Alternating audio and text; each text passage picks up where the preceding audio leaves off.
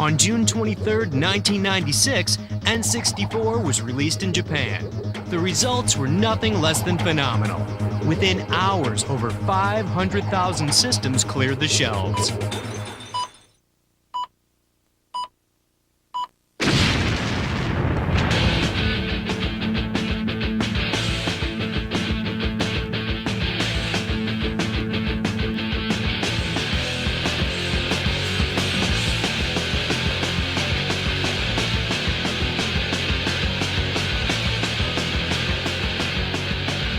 On September 29th, N64 is scheduled for release in North America.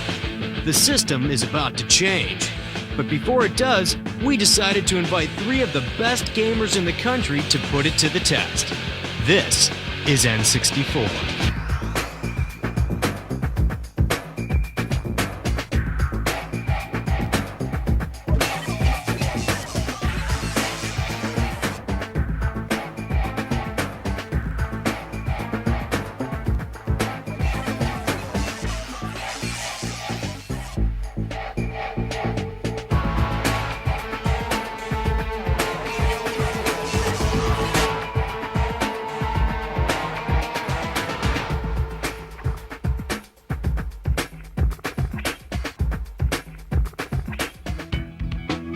Good evening, gentlemen. We've been expecting you.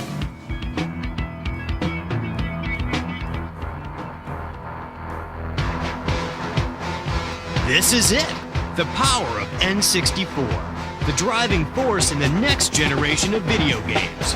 With 64-bit technology, you're witness to moves and graphics that no other system can match. 360-degree viewing, 3-dimensional graphic interpretations, anti-aliasing for crisp graphics, and too many other things that are just going to blow your mind.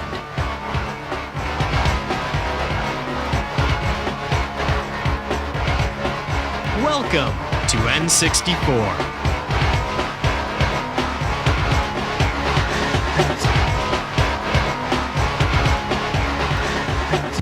Greetings, gentlemen. Your journey begins this way, and from this way we go that way.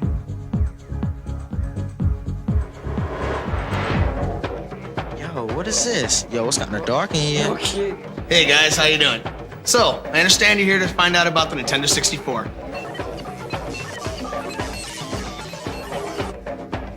Nintendo 64, we call it that because it happens to be the world's first 64-bit hardware.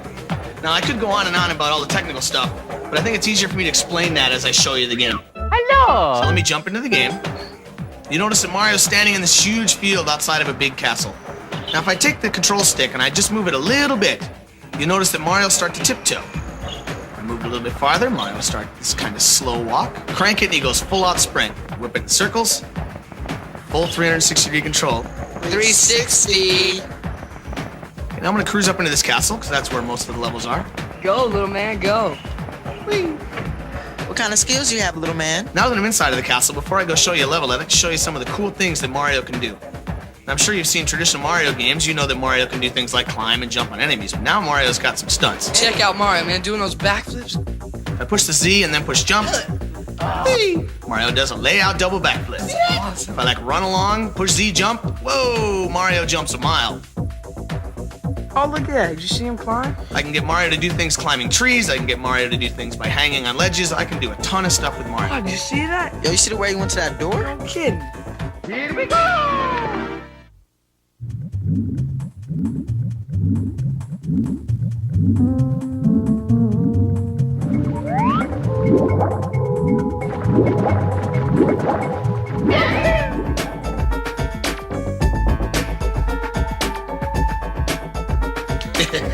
Control stick is cool. It actually allows full 360-degree control. Okay, so I'm gonna cruise along here and jump into this picture. Oops. Hey, how'd you do that? Actually, it was pretty hard. We had a bunch of R&D guys with busted heads. This level's kind of cool because there's swimming levels in the game, there's snow levels, there's other stuff. This level actually involves swimming as well as kind of some traditional platform stuff. However, now it's all happening in a 3D world. That's awesome.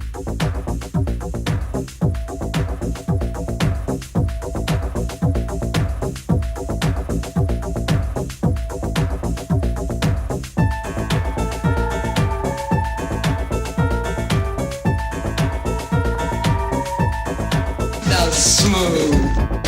There's one other cool area I'd like to show you in the game before we move on to the other products. And that's Bowser.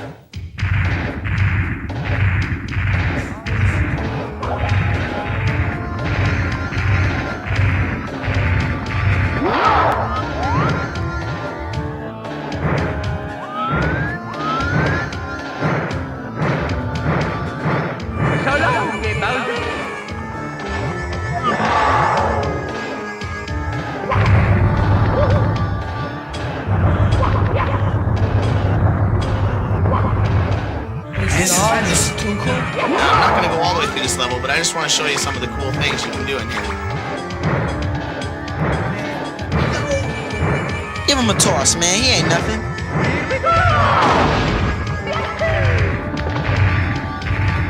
Anyway, I think I could go on for about the next 20 hours telling you about Mario 64, but I think it's time we move on to Armand, who's going to show you Pilot Wings.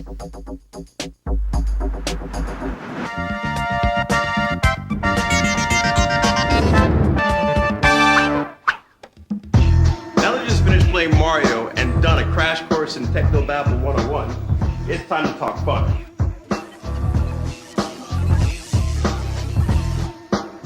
What's really different about Pilot Wings is that you get to deal with more than just airplanes. You've got hang gliders, you've got rocket packs, and you've got gyrocopters. It's the most unique flight simming game you've ever played in your life. When you're playing the game, you feel like that you're actually in the game. For example, in this hang glider level, there's going to be some rings you got to fly through. That's the first part of it. Now you got to be sure that you're making yourself steer really steady because the mountains are in close, okay? Now when you go through all the rings, make sure that you pull the joystick down to swoop your plane upward. Swoop just like that, just like that. When you're going in for the landing, you want to use your A button, or commonly known as the blue button. Use it to slow down speed if you're going too fast. Come in for the landing, and it's an A+ if you hit it right. Yo, this is unreal.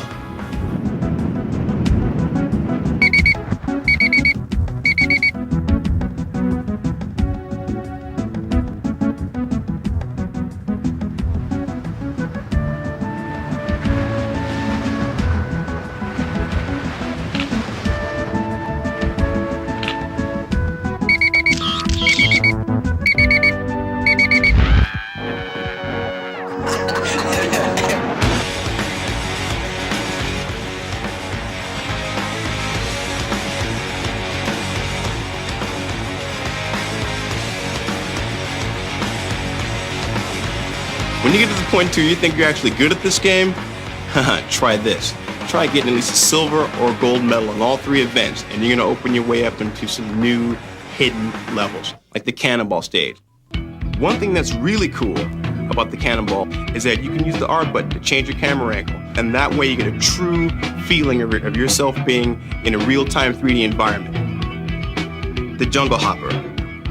Haha, that's one of my favorites. In this area, the object is to jump across the USA. Now you want to use your analog joystick once again to make sure that you get the longest jump possible. You jump over this building here, and then you go around the bend and try to find the best way to get to the actual goalpost.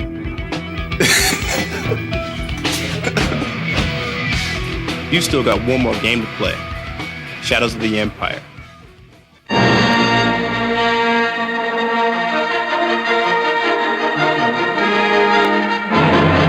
Well, I guess you two guys are here to see Star Wars Shadows of the Empire.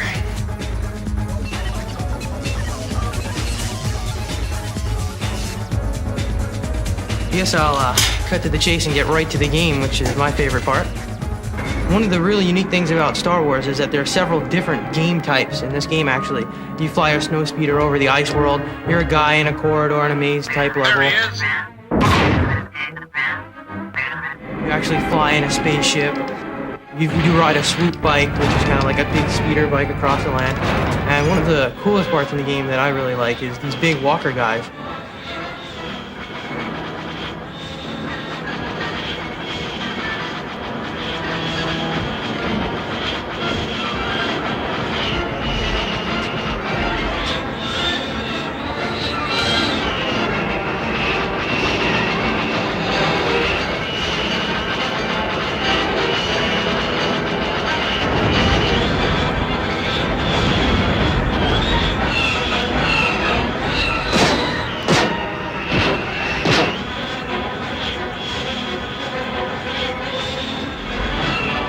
can actually fly around them and wrap them up with a tow hitch. And you can circle them just like in the movie. And then you can trip them up. Love that part.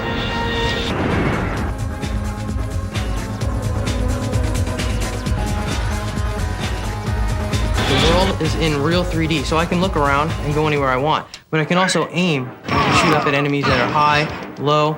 I can strafe and run and shoot in different directions. You're out there, Henry. I can jump over objects. I can actually duck and fire at some of the stormtroopers. I can get different weapons to fire, the flamethrower to kill these big ice monsters. Okay, this is the flying over the Star Destroyer. And here you actually can zoom in to the cockpit. In every level, there's different views. You can zoom in and out. You can watch the guy from a third-person view, or you can actually watch from a first-person view. Here I have to destroy all these TIE fighters, watch out for asteroids. As you can see, the explosions here are just as good as the other level. Whoa!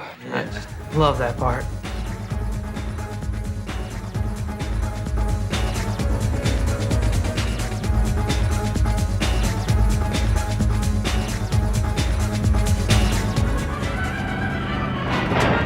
Here's the swoop bike level. See, I'm chasing this gang inside the town. See how fast it gets. I can zoom out and look in a third-person view. See, I can see all the walls. I gotta try and bump them and stop them from getting to loot. I really like how fast this level moves. It's pretty overwhelming at first when you're inside the narrow confines of the town, but you get out later on and you actually get out onto the desert and you go over the Sarlacc pits and you have to do the jumps and go through the canyon. Insane. Here I can go anywhere I want and look at things. I can search the walls and stuff and find hidden items.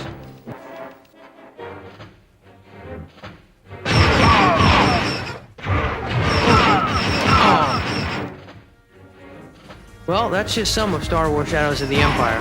Whoa, those are 3 great games. We've only scraped the surface. There's more?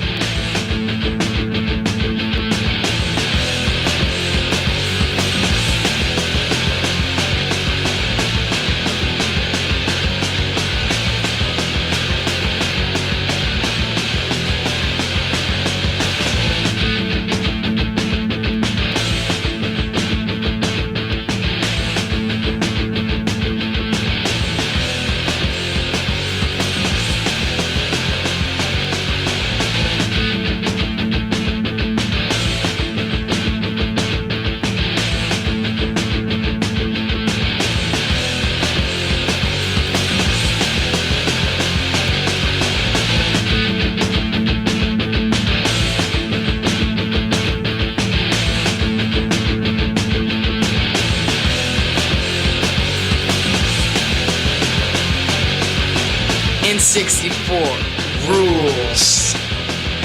On September 29th, N64 will be released in limited quantities. You know the date, you know the system, you know what to do, you don't want to wait. Change the system.